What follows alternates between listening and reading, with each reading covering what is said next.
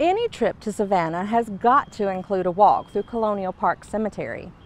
Established around 1750, many distinguished Savannah natives sleep for eternity here. Unfortunately, many of them arrived well before their time. 1820 was a bad year for Savannah.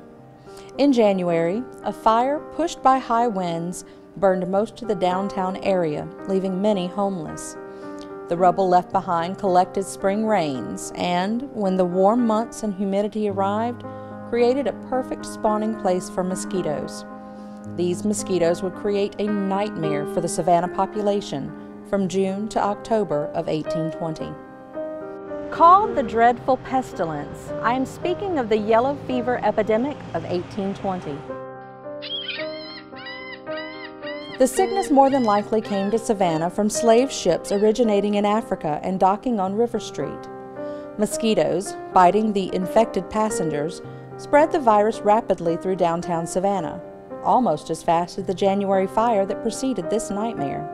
For those who contracted the disease, the first symptoms were flu-like in nature, until the hemorrhaging and black vomit began.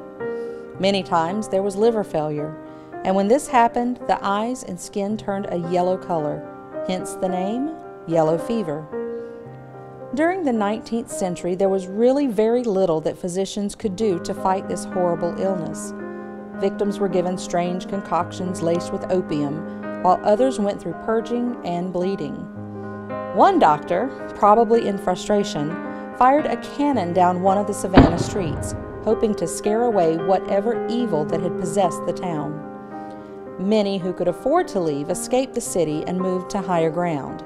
Those who couldn't died a horrible death. And here in Colonial Park Cemetery is a mass grave where around 700 of these victims are buried. It wasn't until the onset of the 20th century before the cause and the prevention of this disease was understood. I'll see you next time on Stories, Secrets, and Sagas.